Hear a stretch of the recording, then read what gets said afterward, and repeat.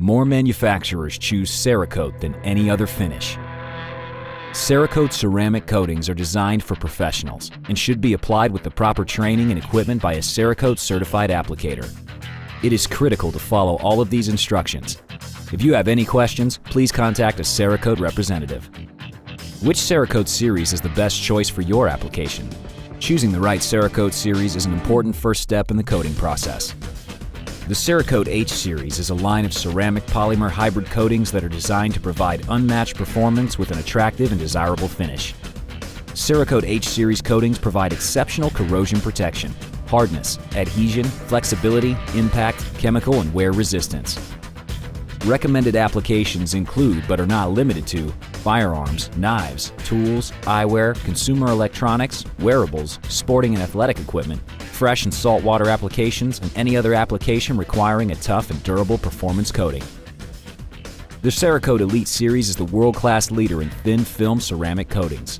We've taken the industry-leading performance of the Cerakote H series to the next level and improved hardness, abrasion resistance, and lubricity, all in a thinner application. We've accomplished this by developing an advanced resin technology that enables the incorporation of the highest performance of engineered ceramics.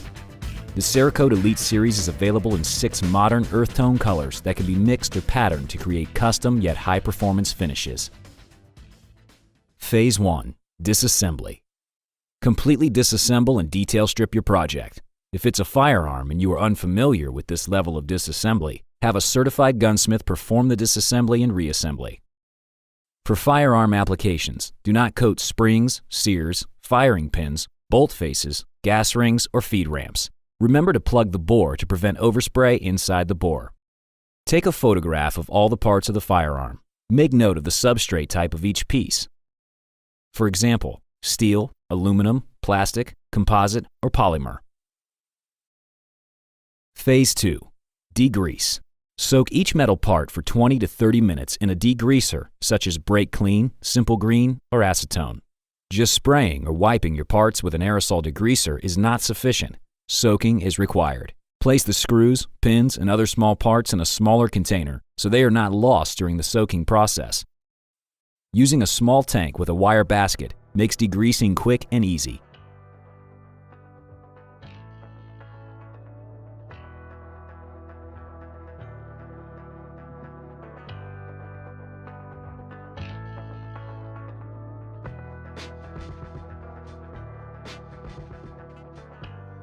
It is not necessary or recommended to soak plastic and polymer parts in a solvent-based degreaser as to avoid damaging the part. Thoroughly wiping plastic and polymer parts with a compatible degreaser, such as wax and grease remover, is sufficient. Allow the parts to air dry after soaking. Once the parts have been degreased, it is critical that you avoid touching them with your bare hands. Wear powder-free latex or nitrite gloves when handling the parts. Phase 3. Sandblasting. Begin by plugging or masking any surface you don't want sandblasted. For firearms, begin by plugging the bore at both the chamber and the muzzle end of the barrel prior to blasting.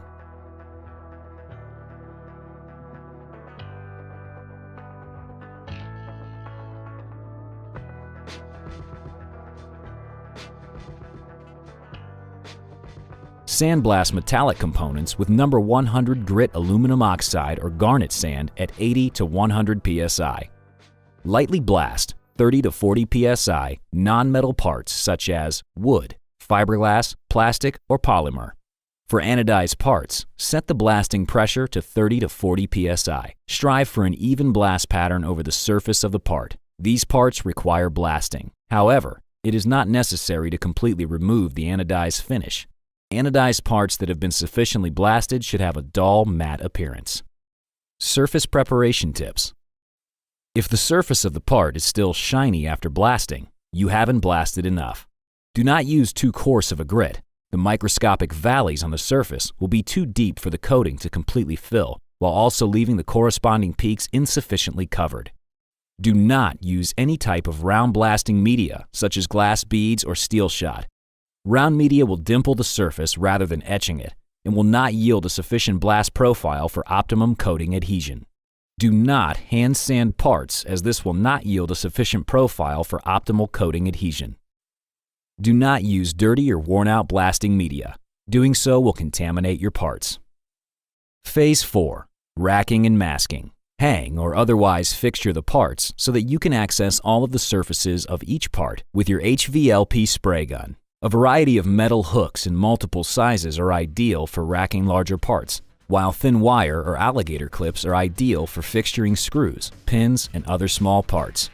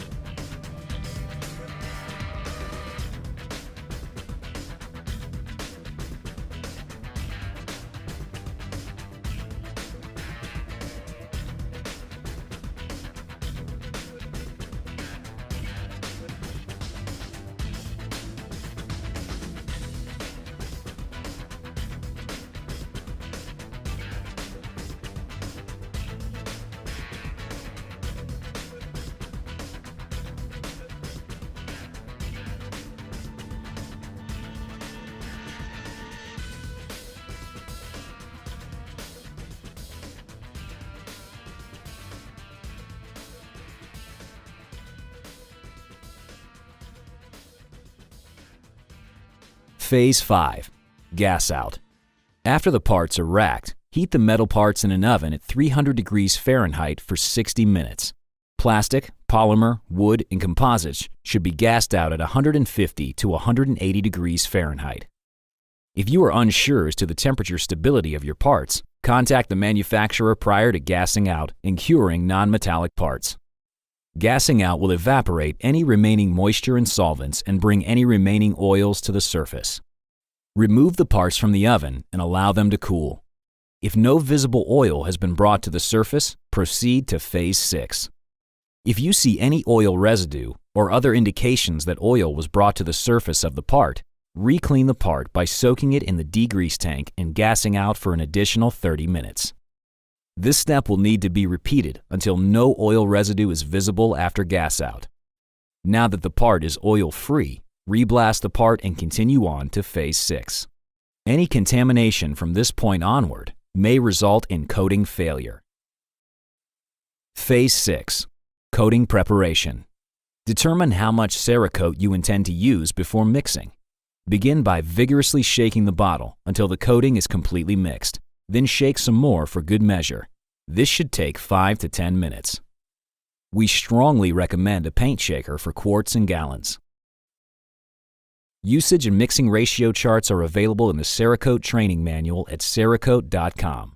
An 18:1 coating to catalyst by volume mix ratio is recommended for most H series, but take note, Cerakote Elite series requires an 18:1 coating to catalyst by volume mix ratio.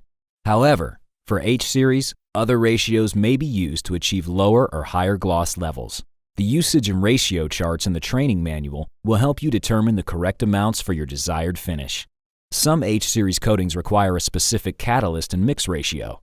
Please refer to the product-specific technical data sheets at cerakote.com prior to coating preparation. Again, it is important to note that the Cerakote Elite series requires an 18:1 coating to catalyst by volume mix ratio. Do not deviate from this. Pour the desired quantity of Cerakote into a glass graduated cylinder or other glass measuring container.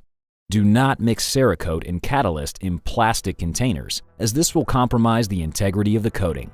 Add the catalyst and thoroughly mix for a minimum of 60 seconds.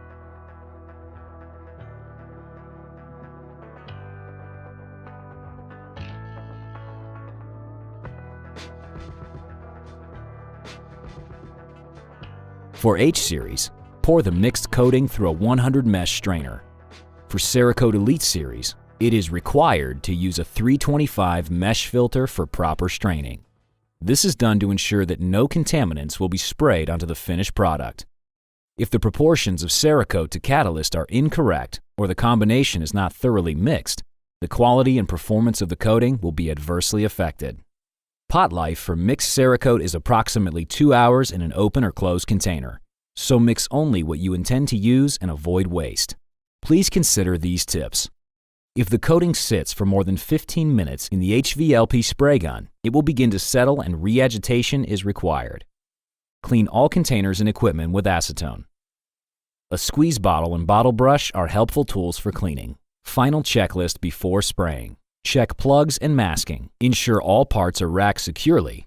Wear a respirator, protective gloves, and safety glasses. Spray in a well-ventilated, well-lit spray booth. SDSs and additional safety and handling information are available at Cerakote.com. Phase 7. Spraying. Pour the mixed Cerakote into an HVLP gun with a metal cup and 0.8 mm tip. Avoid using spray guns with plastic cups, as this will compromise the integrity of the coating. Set the air pressure at 20 to 25 psi for H Series and 25 to 30 for Elite Series. Practice. Start spraying on a piece of paper to adjust the spray pattern and to practice your spraying technique. Spray with the gun 3 to 5 inches away from the paper and adjust the spray pattern to between 2 and 3 inches wide. Visit Cerakote.com for spray gun adjustment information. The most common application mistake is dry spray. Dry spray has a rough sandpaper-like appearance and is typically caused by spraying too far away from the part, too wide of a spray pattern, not enough material coming out of the gun, or too much air pressure. If you experience dry spray, ensure you are no further than 3 to 5 inches away from the part. Reduce your spray pattern to between 2 and 3 inches wide. Check that your air pressure is no higher than 20 to 25 psi. And finally, adjust your fluid control to ensure you have adequate coating material being applied to wet out the part in one pass. Blow off parts with dry compressed air to make sure that there is no trapped blasting media in any holes or pockets. Sand left behind will cause surface defects. Start spraying in the most difficult area of each part and finish in the easier areas. This should help avoid runs and thin spots. When spraying, strive for even coverage. You are seeking a 0.5 to 1/1000 inch coating thickness. Spray with sufficient volume so that the Cerakote does not dry spray, which is when the coating dries in the air before reaching the part. When spraying, the part should appear wet, but not so wet that it wants to run. Cerakote will still be wet to the touch until it is oven cured. If you touch any coated parts before curing, the coating will be smudged and will need to be refinished. To achieve the recommended film thickness, 1 to 2 wet coats are recommended. If you make a mistake during spraying, such as a run, do not attempt to wipe down the part and respray. Rather, remove the wet coating with brake clean or acetone and repeat steps 2 through 6. Note: dispose of any unused catalyzed Cerakote according to local and state regulations. Do not return any unused catalyzed Cerakote to the bottle. Pouring catalyzed Cerakote back into the original bottle will render the remaining coating useless. Phase 8. Curing. Carefully move all parts into the oven. For Cerakote Elite Series, all parts must be cured at 300 degrees Fahrenheit for 1 hour. For H Series, cure metal parts at 250 degrees Fahrenheit for 2 hours. Cure all heat-sensitive parts, such as plastic, polymer, wood, and composite, at 150 to 180 degrees Fahrenheit for 2 hours.